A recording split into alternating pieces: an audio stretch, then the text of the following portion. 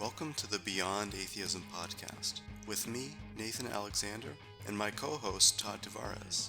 Moving beyond questions of God's existence, this podcast asks, what's next in a world without God?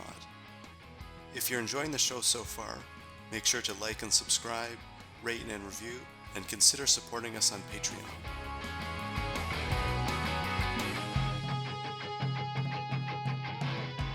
Welcome back to Beyond Atheism. After taking some time off to attend to changing life circumstances, Nathan and I are ready to slide back into a regular scheduled podcasting.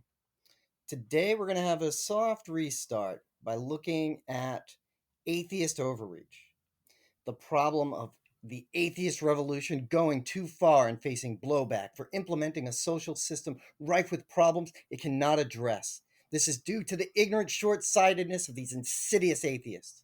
This problem, rooted in the atheist philosophy, is the topic of the book Atheist Overreach by Christian Smith. You'll be shocked to find this is not actually our view, but by that of a different author. Today, Nathan and I will review the book. Nathan, why did you want to read this book? Well, I guess I should say it's good to be back. Oh, Good it to is be, excellent. yes. It's good Good to to- talk to you again. It's been so yes. long. Yeah, all right. I hope everything's been okay. I haven't Yeah. heard from you. No, right. Yeah. No, things have been good.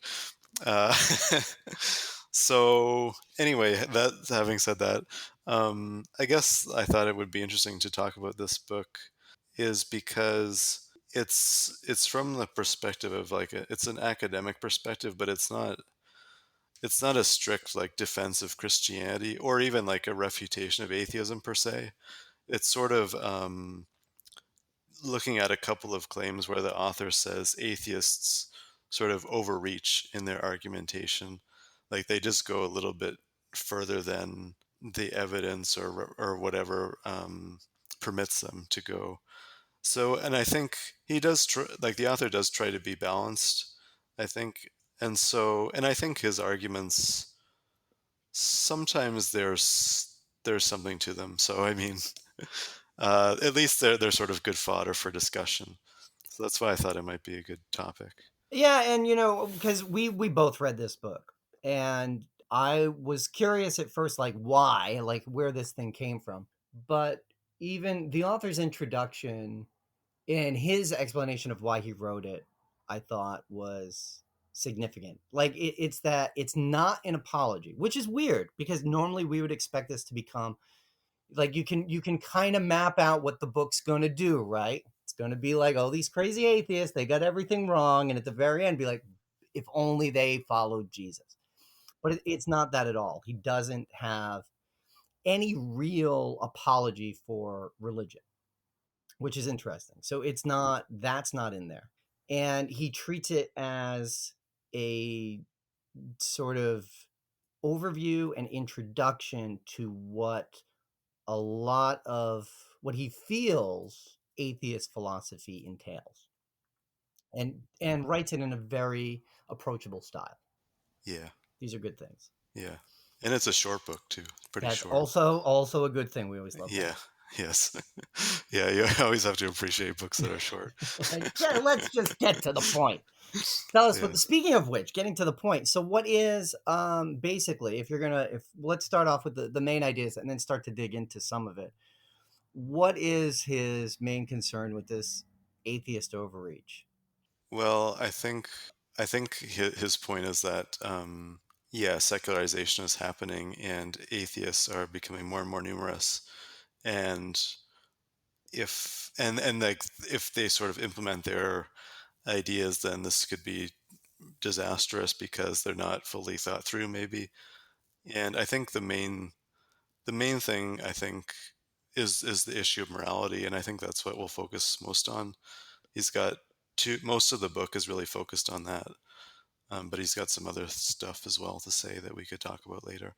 But I think the morality thing is the key argument. Yeah, I mean that's definitely what stood out to me is that he's interested in this notion of what are the moral standards that secular people are justified in upholding. And this, what struck me about it is that I think for him, for the author, it's a bit of an intellectual exercise. But what started to really strike me as I got more into the book and took it seriously was that this is a real issue for atheists.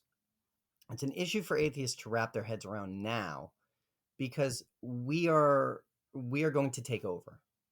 We're not gonna. It's not in terms of militant atheism. It's not gonna. It's not about eradicating religion from the earth, but certainly about becoming a majority. Right? We see that coming, and not just. It's not just this. Let's sit back and wait for this, demographic shift. People are putting in effort, right? Where people are changing minds, people are talking, people are organizing, people are working to build and grow this. And it's going to happen. There are going to be more atheists.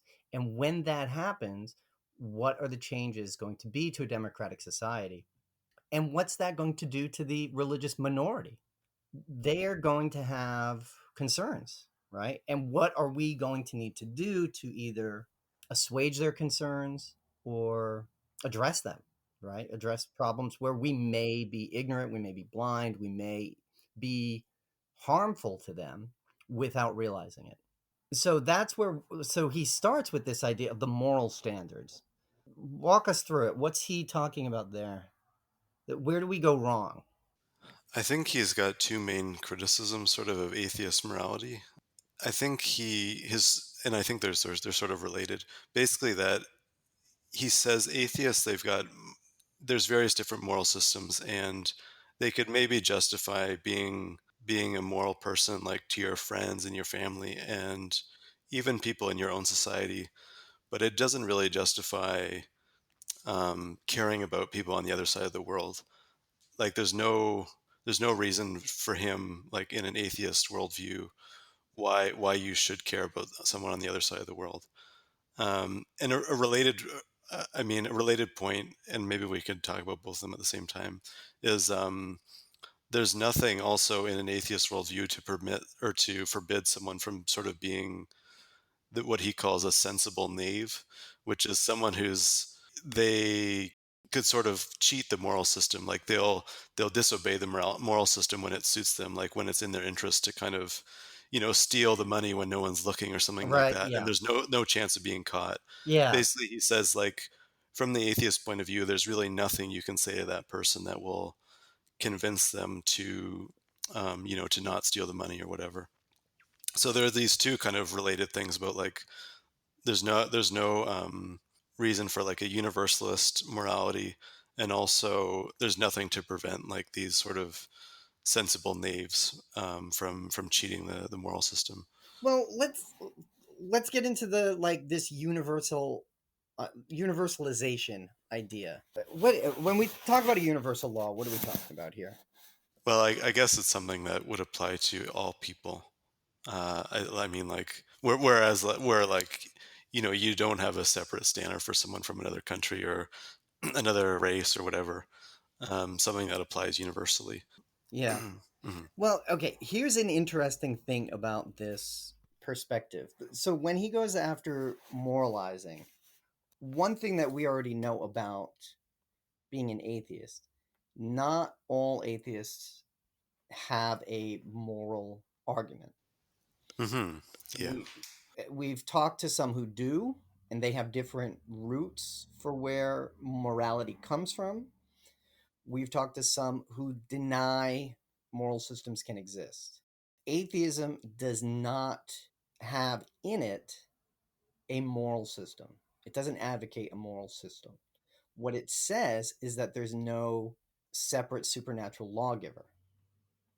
That's it, right? So if we're thinking about a moral system, the critique that an atheist launches against any sort of religion is that whatever the chain is, right? It's like the way a child argues, right? It's wrong to do this. Why is it wrong to do this? Well, Mhm. because we're this that's how we're raised. Why we're raised that way? Because that's the way we've always done it. Why is that the way we've always done it? Because of God. Boom. That's the problem. You cut that part out, and it's the exact same argument if you live in a world where there's no supernatural deity. So we don't we can live in a moral system in which it's not provided by a deity, or we can just ignore it and say, well, they're constructions, we make them up socially, we put them together, we abide by them here, we don't abide by them there, they fit different milieus, they're not universal, they're morally relative, right? They're relative to the society, so on and so forth. So he's focusing on a very specific aspect of morality. You know what I think is going to happen a lot in this one, Nathan, is I'm going to slip into a very defensive mode where we talk about I don't know if you were there for this. I would occasionally run a atheist self-defense class Hmm. that would just go through very common arguments and what the Right. answers are, Uh-huh. Uh-huh. and just establishing what it is that we are, right? And this is one of the things that comes up, right? Is that we can follow a moral code, it's just that it doesn't come from God. Just like religious people follow a moral code that they never personally get from God. Someone Yeah. tells them Yeah. to do it. The people Hmm. around them do it. The people around them establish how to behave. They show them how to behave. And that's how we learn our morality. It's not really any different. Except here he's saying that it's universal humanism, right? So he's taking these particular atheists that he read about, the loudest atheists, and said, well, okay, let's have these guys stand in for all atheists. And he points to universal humanism, inclusive universal humanism. I think he had some other stuff to that, right? Like human rights, equality, equitable distribution, individual freedom. And which no, so the thing I love about this argument, Nathan, is that what the author argues about in terms of overreach and this moral problem, trying to create these universal laws, he's talking about the liberal project, right? He's talking about liberalism. Yeah, I think that's true. Yeah. Yeah, it's Hmm. amazing. Liberalism is a secular project. That's fantastic. Yeah. I guess you would say that it's sort of like illusory or something that they there's no actual grounds for believing it. I mean, I guess like there's many responses to him. I mean, I think one is to say that like you were sort of mentioning it earlier, that most people don't really come up with like a moral philosophy. Like they don't write a treatise on morality and then they're like, here's my morality. It's just like it's sort of it's some of it is instinctual and some of it like is learned through socialization and stuff like that. And maybe like some of it might be, talking with friends about particular issues or something, but it's not. I don't think it's most people are like, they'll read utilitarian philosophy or something to make moral decisions. I mean, Right? Yeah. um, Yeah. I think it's like it's something, and it's like this in the same way that probably religious people they get their morality from the same sort of places. So I think that's one kind of response that like morality isn't so we're not getting it necessarily by reading philosophers. I don't think. I mean, No. yeah. I always think of like Econ 101 as a moral class, right? Like you always pay as little as you can, sell as for as high as you can. That's your moral duty. You need to maximize your utility. You need to maximize what you receive. You need to give out the least. It's a moral training in a lot of ways. Hmm. And if you think about how we are like conditioned to for the marketplace, right? It's good to buy things. It's good to get what you want. It's bad to give that up. It's bad to deny yourself the pleasures of owning something. Hmm. Yeah. I think within that is that there's something in ethical philosophy, I guess, that like by sort of pursuing your own self-interest, you're acting morally. And that's sort of a moral argument or sort of like a moral motivation or something, that you don't behave in an immoral way because it's going to harm your self-interest in the long run or something like that. And I think that that's true, but I think so. He would say, Christian Smith, the author, would say, like, well, what about a case where there's no possible way for your self-interest to be harmed? Like, someone just left their money right there, and like, there's no way anyone will see you. And so if you just take the money, like why would it be immoral to do that? That would be his challenge, I guess. Yeah, right. Like people are going to do it when nobody's looking, right? Hmm. It's a Hmm. Glaucon's ring. Well, here's what he I there's a pretty easy answer for this. But let me read his description at length of like the world that we're kind of trapped in under these evil atheists. Because this is he's setting up sort of like a prisoner's dilemma, right? Where it's we're better off defecting. Because the idea is if we are morally trained, you see money lying on the ground, through socialization, you teach yourself to leave the money there. But he's saying like this idea of the knave, right, where you're the rational self is more interested in getting for himself, so he'll we can violate our own morality. So here's the deal. This is from Christian Smith. Recall our atheistic situation. There is no objective external source of moral order, such as God or natural law. Humans invent morality through learning and social contract to make society function better, to benefit themselves. I think that's the collective themselves. People are motivated to follow their culture's moral norms because breaking them will lead to punishment in the short run and unhappiness and reduced well being in the longer run. This kind of enlightened self interest should produce societies of people who are morally good without God. But the fact is that if this is indeed the situation, and a little editorial here, it is, then there is no good reason for perceptive and intelligent persons not to act as Hume's sensible knave, meaning the fictional character who is moral most of the time but bends the rules or uses loopholes when it works to his advantage, if they so desire. This is completely accurate, with one exception. There are laws. That's the whole Hmm. point, right? Yes, right, exactly. Yes. Yeah. So what I love about this is I think that is such a great encapsulation of atheist belief, right? That like there's no God, there's no natural moral order. We have to create it ourselves. We find ways to motivate people to do it and to do ourselves, and we punish people when they break it, and that's through laws, Yeah. Yeah, exactly. right? Yeah.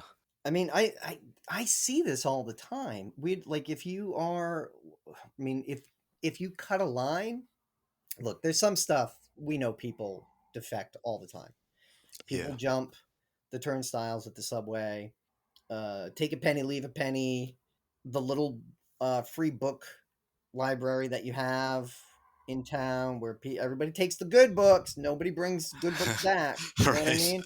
And we know you're doing it, right? We know that these are cases where there's this free rider problem where people Hmm. aren't Hmm. paying into it. Hmm. But we also know that there's lots of punishment. Right? If you cut the line at the deli, someone is going to chew you out, Yeah. right? And I see that all the time. Um, People use their horns to let someone know that they need to go in their car. They need to go faster or do something quicker. That's ways that we reinforce this moral order, our social norms that we created. That's part of enforcement. The bigger picture is we use laws, right? We use the weight of the state to coerce people to do it or to punish people for breaking it. That's how this works. Because the flip side of this is God has done a really, really shit job at enforcing moral order, hasn't Yeah.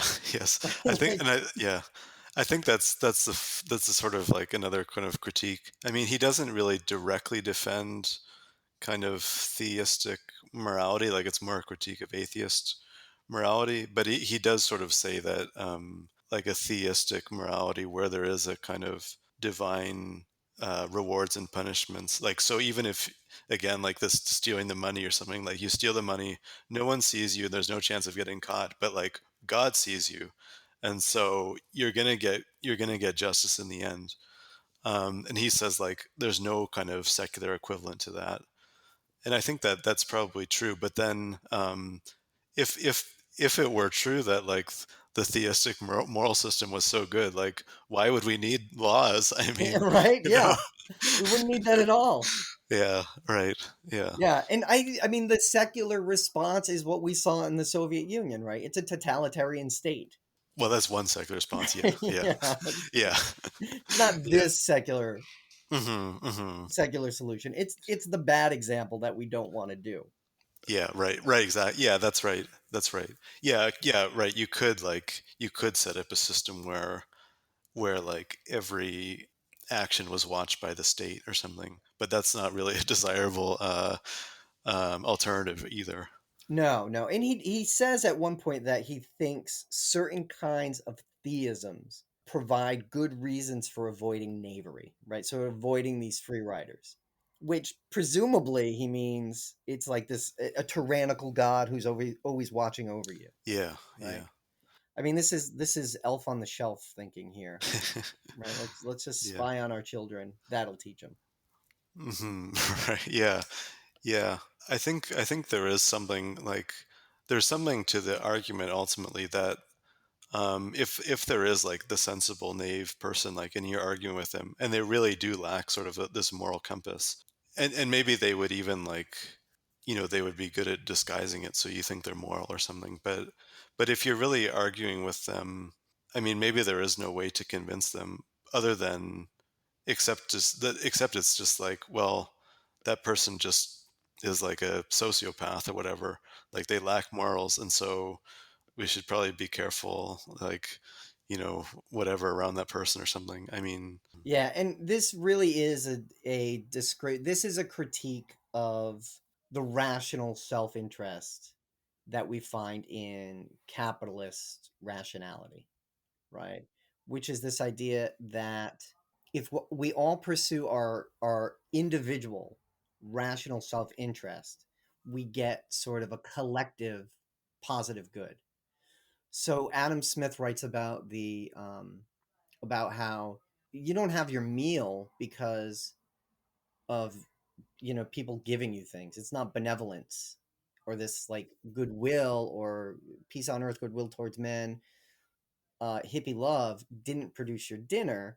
It's the baker and the butcher and the candlestick maker and their mm-hmm. rational self-interest, right? Them trying to just make good products, sell it to make money, and we benefited from it, from their rational self-interest. So that perspective, that's the sort of utilitarian perspective, right? How we get to a better world by everyone pursuing their self-interest. He's saying really that anytime you have people just pursue their self-interest, they're going to cheat. And how do we prevent them from cheating? Yeah, or there's a chance they'll cheat. Yeah. Yeah. There's a rational, there's a motivation to do it, right? And we know the ways that we avoid that. We do it in some ways. It's regulation. It's laws. I mean, one of the big ones is if the FBI goes to a member of the mob and says, if you turn on your friends, we'll let you walk away and keep all your money, right? And we know they're not going to do it because the mob would kill that person, right? So if you have to change the incentive structure somehow. But this goes back to other issues, like he also ties this to human rights. So how do you, Nathan, you're a liberal, how do you feel about human rights? um I think on the whole I'm supportive of human rights. Yeah. um yeah. Yeah, do you think they exist? Are they moral facts and imperatives? I mean, it's probably like a metaphysical question, like whether they exist. But I think yes, like people should respect others' human rights. Yeah, I think that's like a moral imperative, I would say. So the way, I mean, if we go back to Declaration of Rights of Man, Uh huh. Like the French Revolution. yeah, Uh but are those treated as natural? huh. And how are Uh, they the, treated in where you are in the Canadian context? Do you guys are your rights natural as opposed to like from God or something. Is that what you mean, or? from um from like just by be by right of birth as a human, you naturally have these. They're not created by the government. They're not created by the state. They're not just social contracts that we. They're not legal fictions. This might be too much of a tangent, but I mean, I think there's like a difference because so in Canada we have this. It's called the Charter of Rights and Freedoms. Um, I'm just looking it up, but I mean, obviously, it's not a document of human rights. It's people. It's like who are Canadian citizens. Although I think it's like people who are in Canada visiting probably are also get most or all of the same protections, I would think. But I think like the human rights stuff of the UN Declaration of Human Rights and stuff, I think that is secular or like natural. I mean, yeah, Like I don't know if in this the is too much of a tangent to go down, but yeah. no, it's worth considering because like in the American context, it comes from the creator. I think is how it's Yeah, treated. yeah. And Locke, and if you go back to Hobbes, I think it's a natural power. But realistically, as an atheist, like I don't see them as coming from a creator. I think historically, if we think about human rights, the ones that we appreciate that are either in the rights of man or in the UN Declaration on Human Rights, they're very clearly like made up by people. It's a Yeah, wish list, I right? think that's the key thing. Yeah. Like it's these are not natural things. You very obviously do not have freedom of speech from birth, right? Like historically, it would be obvious that we had freedom of speech. It's very obvious we don't. There's no Second Amendment in life. Nobody across the epochs of time had rights to guns. These are constructs that are just made up. Um, Yeah, yeah. but one of the things that comes up in this book is the critique he has about moralizing atheists is that there is no natural reason to believe that there is universal benevolence and human rights as moral facts, which I agree, right? Is we can Yeah. agree on that, right? That it's not a natural outcome of the universe that we have human rights. That's true. That's true. I mean, I think you can sort of reason your way there to human rights. And like you could sort of reason your way into like a moral system that respects human rights as like a really good moral system. Do you think? Well, what would that require? Because here, like what he's telling us, what this author claims is that moralizing atheists, God, wow, this is a heck of a chain, right? Atheists don't believe in God. Some of them want to create morals. One of the morals they create from this chaotic universe without God are these human rights. And these human rights come from natural human benevolence to other humans. Is that the order that is that the chain that we create? Um, I don't know that it's natural benevolence that does it necessarily. I mean, it could be multiple pathways to rights, and I think that is the case. Like, there's all sorts of different like secular and even potentially like religious pathways that are kind of flowing towards the creation of rights. So I don't know that it necessarily depends on like I'm a good person and so therefore I respect your human rights. It could be even like the self-interested thing where it's like, well, I've got my rights, but if I want to convince others to respect my rights, like I need to respect theirs or something. Yeah, that's I don't know. What do you think? No, people made this stuff up. I'm of the I'm of the ilk that says human rights are not they're not natural. They don't exist. They're not absolute. They've never been absolute. They are a wonder. They're more aspirational, right? Yeah, that's They're fair. things that Yeah. we came up with, which we've decided this. We think this would be a great way for us to treat each other.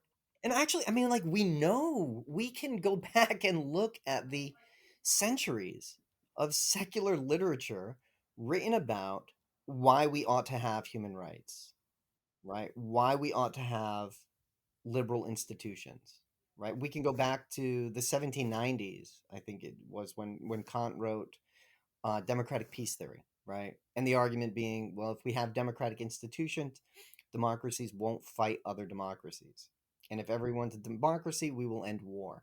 Right? I mean, that's okay. So it's theorizing, and then there's theory testing, and then there's putting it into practice across centuries, which has yielded results that are measurable, right? And we know that this is something that works.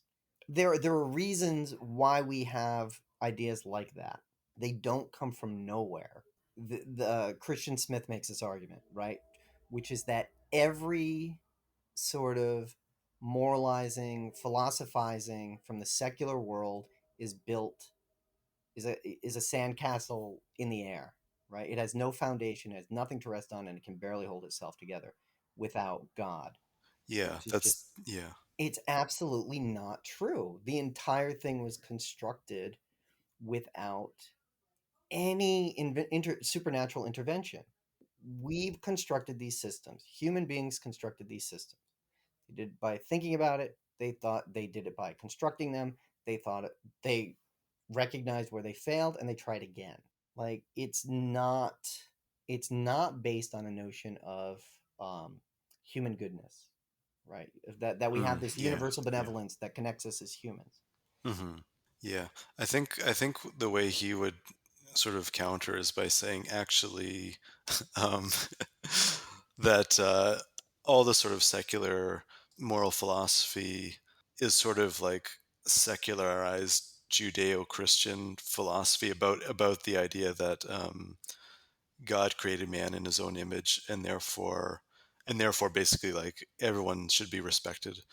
And then like basically he says, secular thinkers in the Enlightenment or whatever basically just sort of took out the God part. You know what? As I was reading this is probably like the biggest insight I got from this, because that is such an old trope. And like this time it really stung me. I don't know why. Like it really hit me that um I mean, my normal response to that has always been so what, Yeah, right, right? right, yes. I have never heard anybody say, you know who played piano? Paul McCartney's father. Paul McCartney's father played piano. So it's not Paul McCartney that wrote, he didn't do anything special. His father's the one who taught him to play piano, got him to play piano. So there, nobody says that. That's an idiotic argument. But the thing is, Paul McCartney's father did play piano. I don't think this is true. I I've heard this a million times. I've never seen any proof for it. I don't think that atheist humanism is actually an outgrowth of Christianity, because we just don't see it. This is the argument that Western progress is, or secular progress perhaps, is rooted in Christendom, right? And the way he puts it is, in short, the widespread belief of many moderns, whether religious or not, in universal benevolence and human rights can be traced in large part to deep cultural roots in specific religious traditions that for millennia have nurtured a particular vision of universal human dignity, responsibility, and accountability. Um, I don't think that's true at all. We should see it. I mean, it should be something that we're able to map out, but we're not. It's all of a sudden after 1790, people are like, Right. "Oh yeah, yeah, that's us. We came up with that." Yeah. One of the Yeah, that's a great, good point, yes. yeah, like one of the great historic coincidences that, I mean, for me, it's a lot of flashing red lights.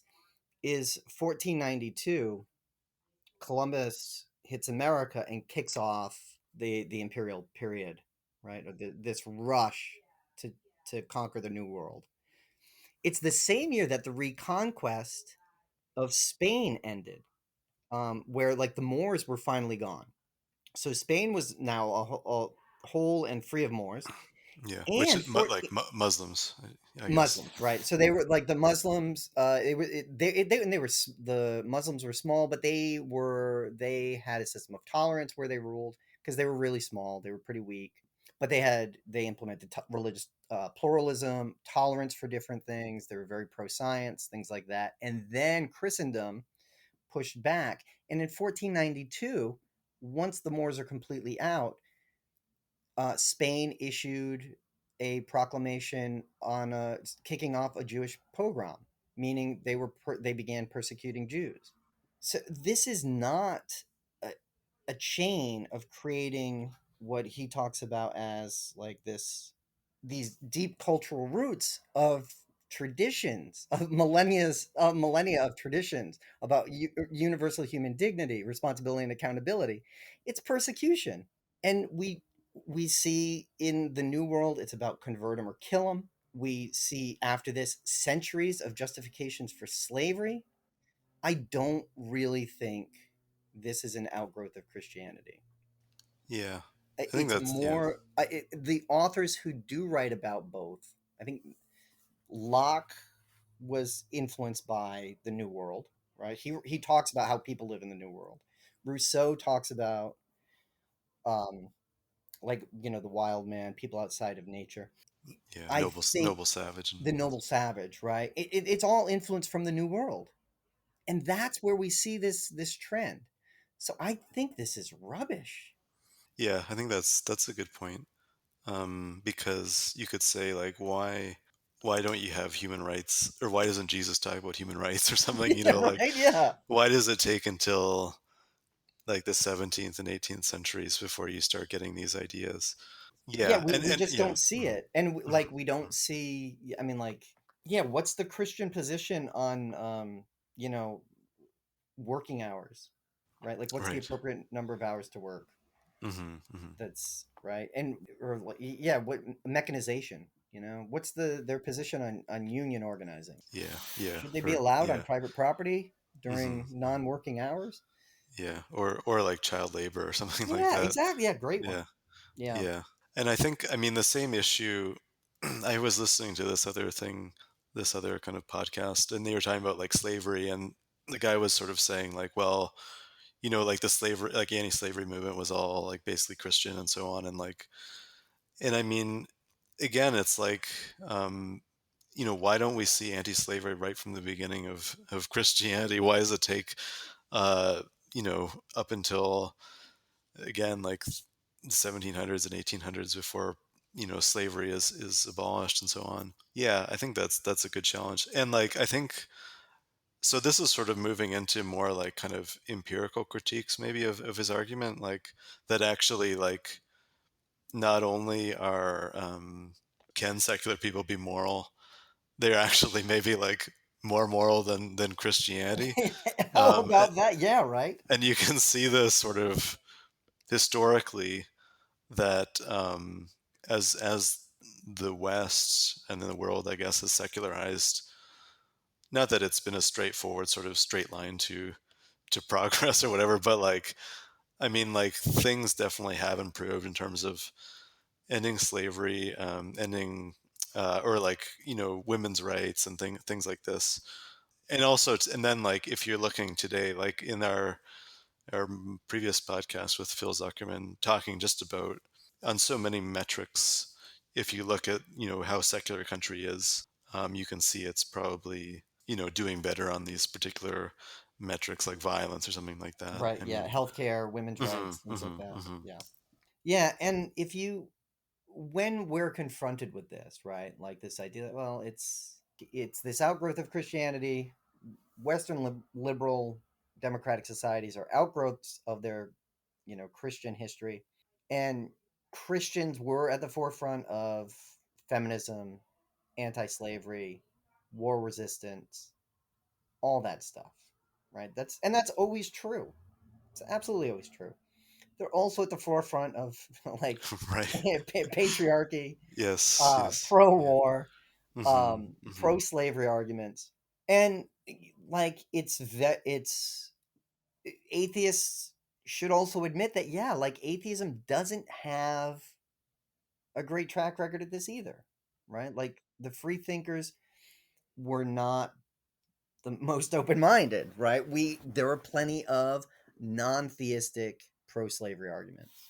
There are plenty that use science, right? We still see that people that use pseudoscience. But if you're getting the exact same results from two different systems, and one claims that there is a divine, all-knowing, all-powerful entity that loves you and is good, and it gets the same results as a system that says, no, there isn't. It's just us trying to figure shit out. This tacked on deity is meaningless. It's worthless, right? You're getting the same results as if he's not there. That tells you he's not there. Yeah. Yeah. Yeah. We've got fans. Yeah.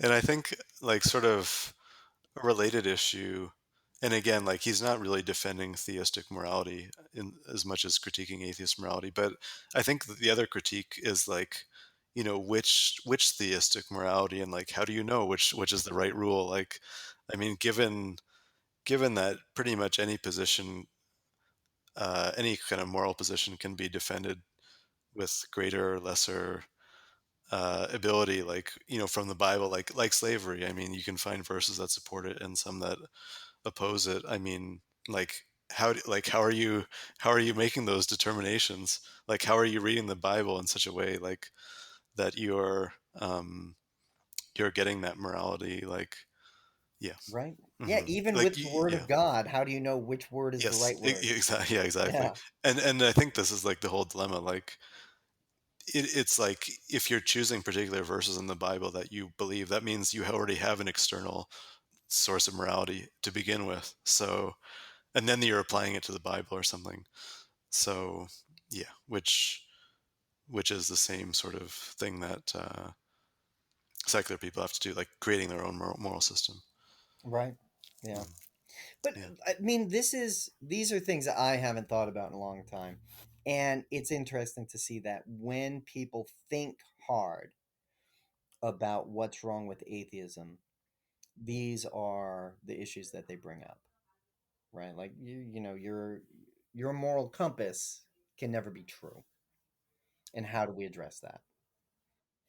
And it's something we got to be prepared for, right? If we're going to, like, how are we going to create a future society?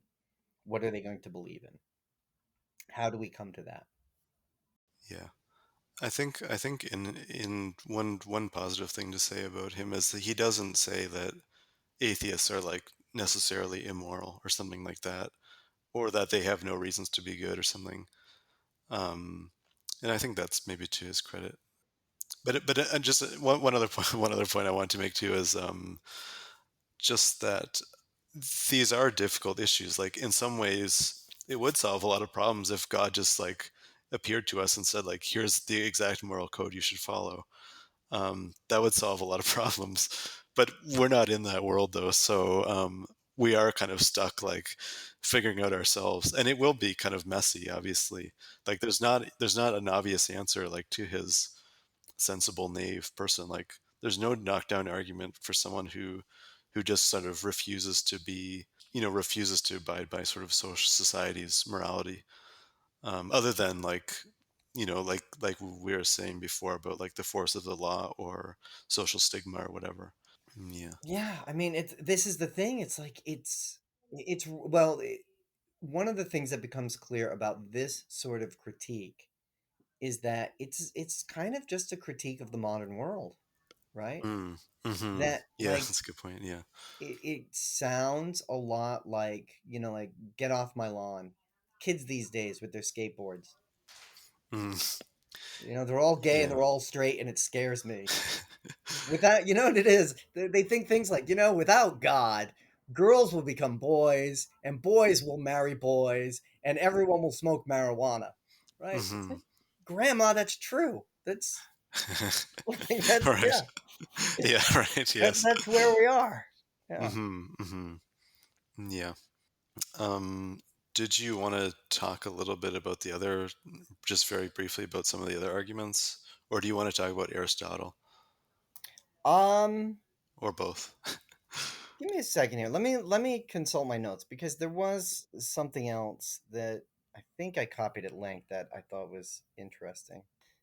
I don't know. Let me just read a long passage. He's talking about naturalism's morality, which is interesting because we just talked about this, right? Like drawing how we can draw morality from nature, right?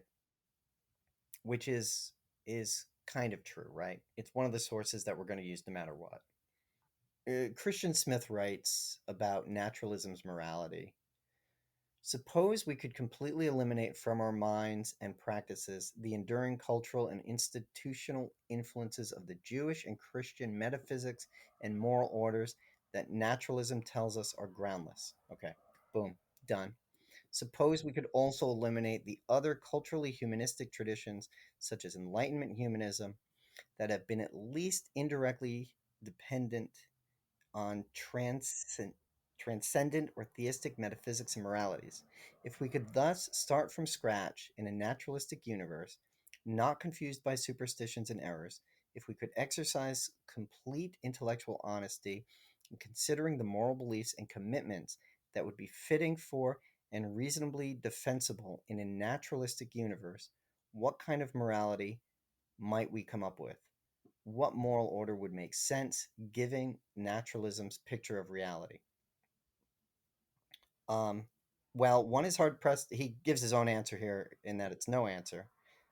Well, one is hard pressed to come up with an answer because it is not clear that in a naturalistic universe there are normative sources that exist apart from people, which I think is perfect. That is sort of the atheist moral project, isn't it? To say, like, if we get rid of all of this, what is it that we want? And we as humans have this power.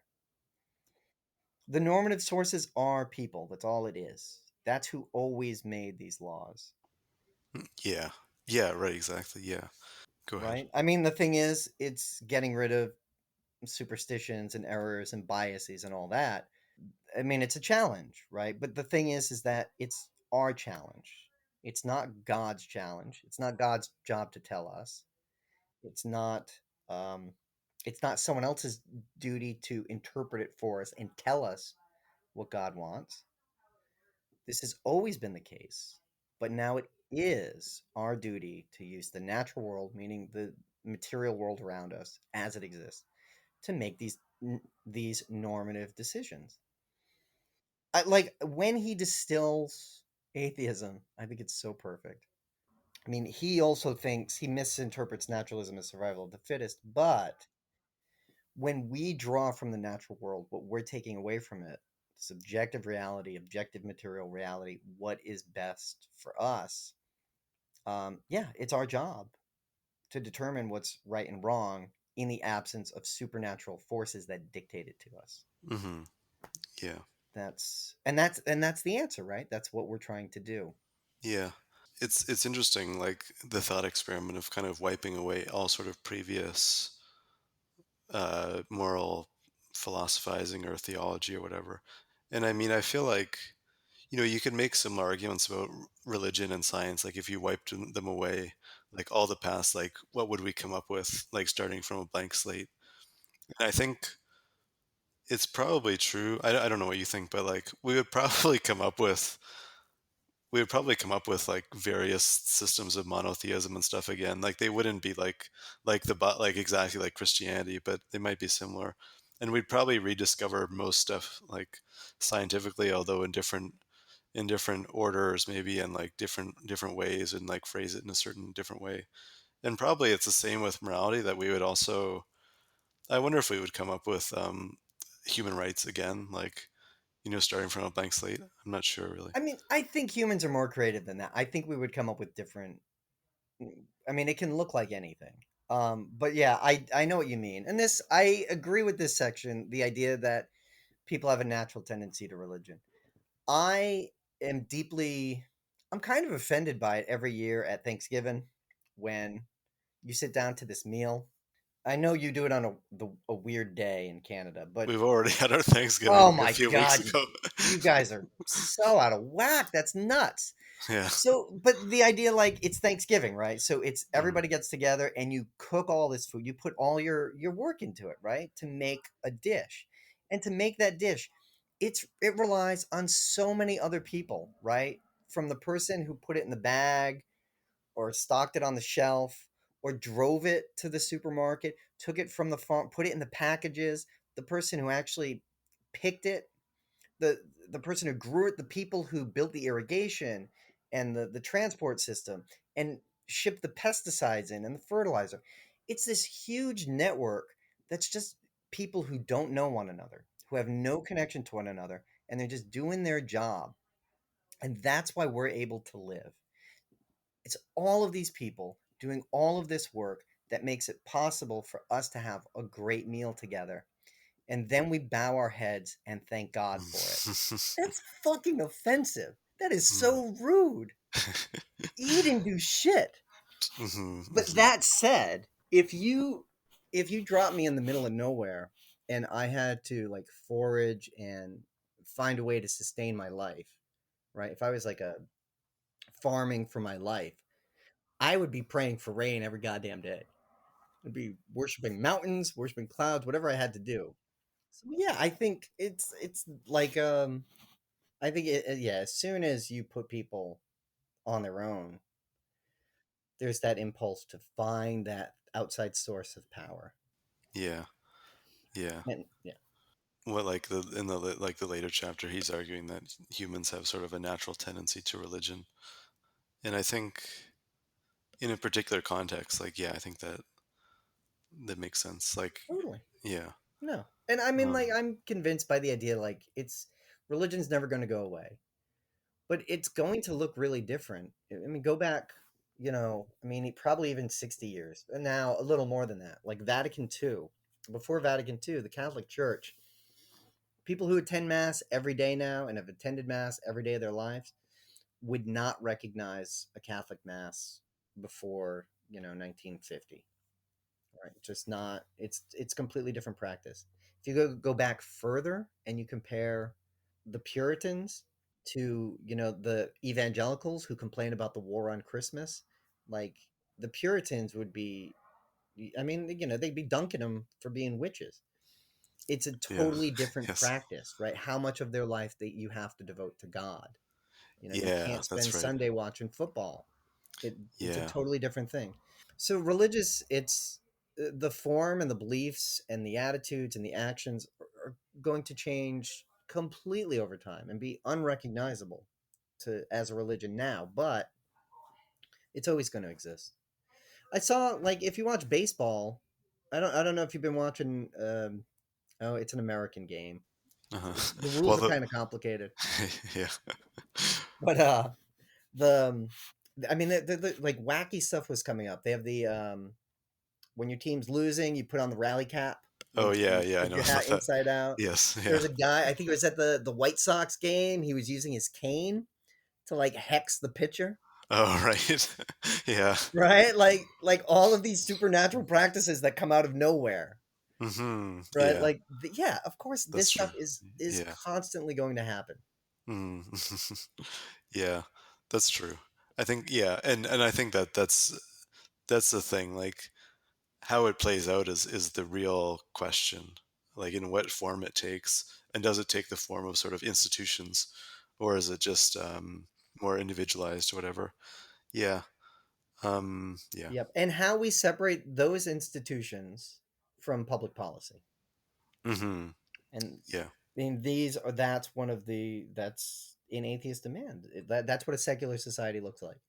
And it's something that we're headed towards, right? Where if we want to preserve religious plurality, right, which means also allowing the atheist majority, atheist meaning here, no religion, unaffiliated, whatever, the small a atheist, for us to live our lives freely, we need to also respect and allow worshipers to practice freely and just not interfere.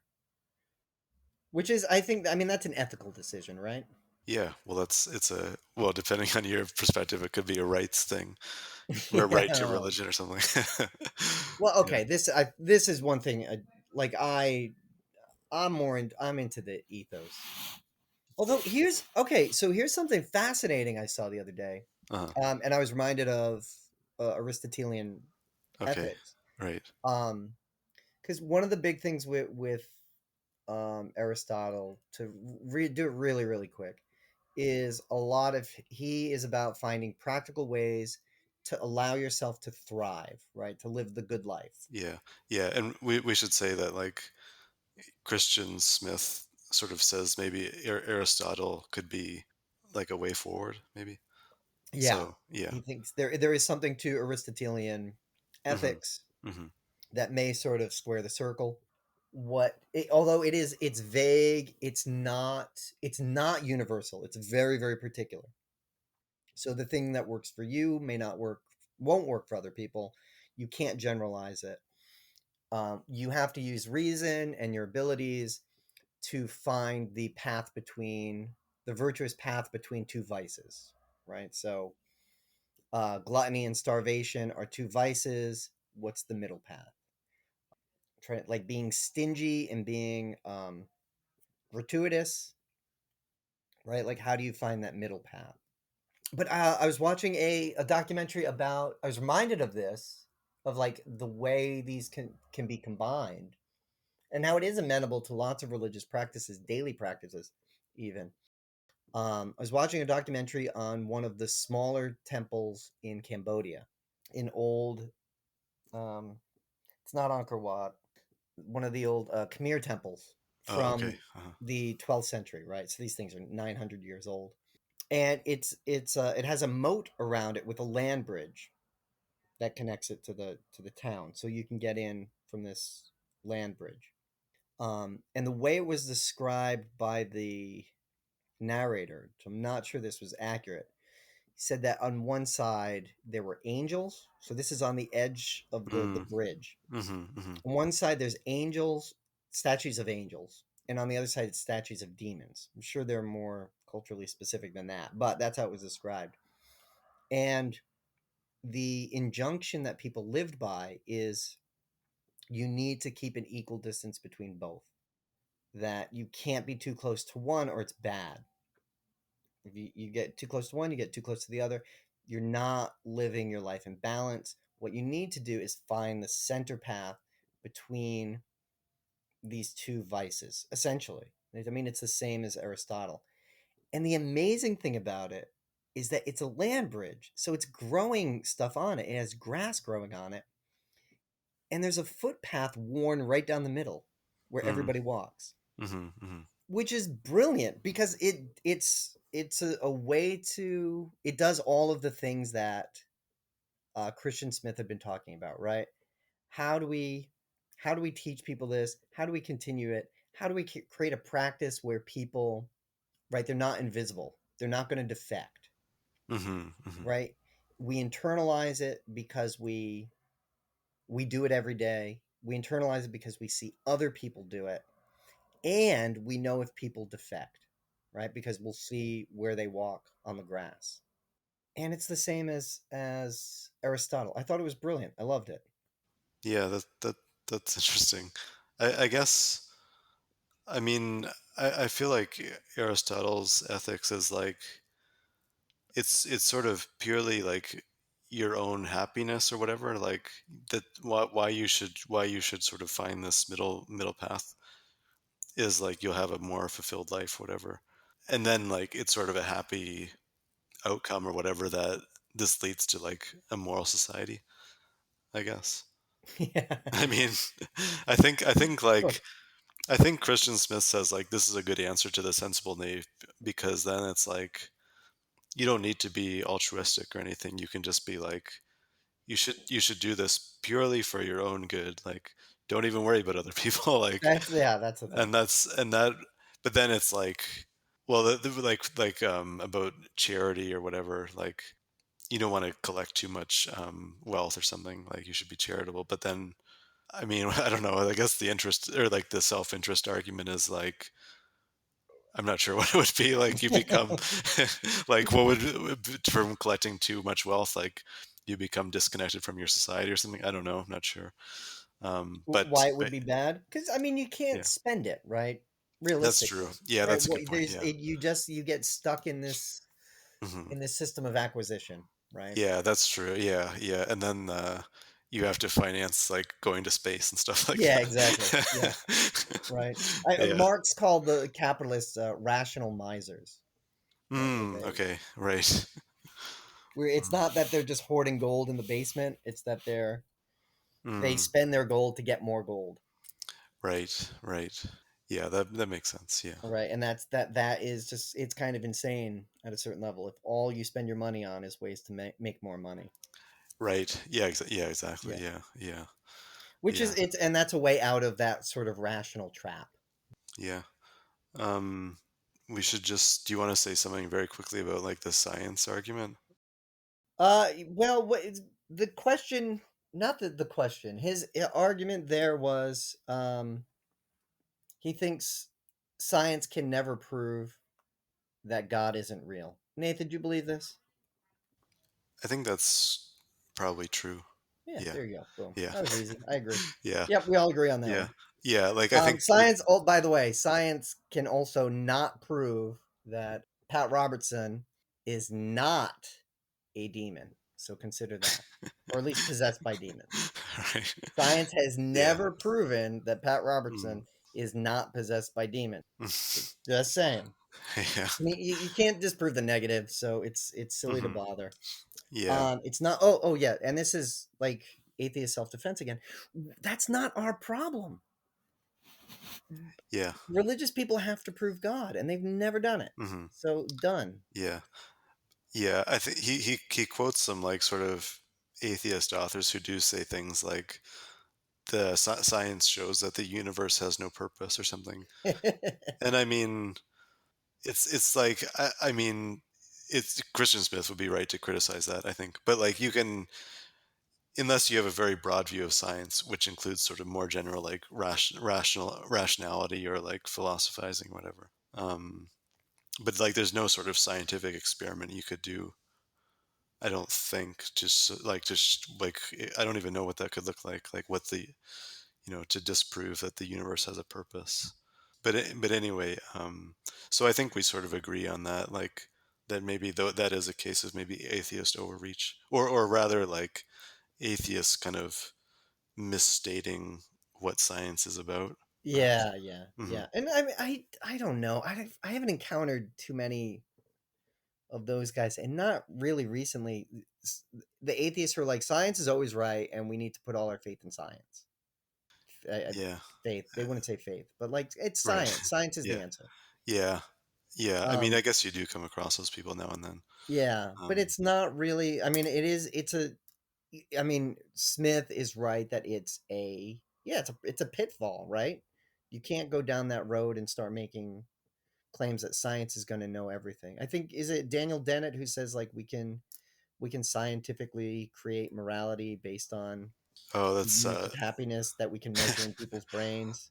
I think that's. Well, I think it's like Sam Harris is probably the main one who did it. I mean, yeah, I think that's like it's such a broad view of science that basically is just like rational thinking. I mean, which is not really like science is something I think more specific than that. But yeah. Yeah, and I mean this is something that would definitely can't always rely on science. Science can't agree on Pluto, right? Right. Yeah, that's a good. Yeah, right. Right. It's Yeah. it's it's a method. Mhm. It's Mhm. I mean the amount of stuff that we know is unfriggin' real, and how people figure it out, it's amazing. It changes all the time. Science is a method that embraces its failure. It knows it's wrong, and it always attempts to go further. Yeah. Yeah. I think Yeah. I mean we should wrap up shortly, but like Yeah. just the thing about the like Pluto, like it is true. Like what is the experiment you can run to determine if Pluto is a planet or not? Like Right? it's about how you define a planet, Totally. and that's not a scientific. I No. mean, It's that's something you can that humans kind of decide, and that's right. sort of like philosophy of science or something. But It's a moral question, Nathan. Where is yeah, God on this? yeah, Come on, right, God. Lay it up, yeah, lay it out for us. hmm What is Pluto a planet or not? How many yeah, planets are there? yeah, Why is the Bible silent on this stuff? yeah, Why does it not talk about flying cars? Terrible letdown. yeah. Yeah. Um, I think Pluto's a planet, for the record. Yeah.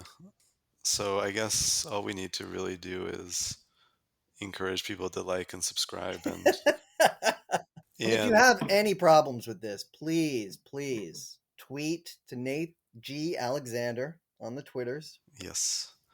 Yep. And Yeah. And are you on the Insta? no, no. I think No. like one kind of social media is enough. Yeah. Yeah. What Um, else? What are the other things? Oh, Red Japan. We got them. Awesome. no slip Big up there. ups to all our supporters on Patreon and Yes. uh everywhere else. What else we got going on? Any upcoming events, Nathan? No. Oh, we should plug this like this interview that we did in the AH plus blog. Todd and I did this written interview. You should check it out. We'll put a link for it. Link below. Check out the link Yes. below. Like and subscribe. Thanks for stopping Yep. by. All right. Okay. So until next time.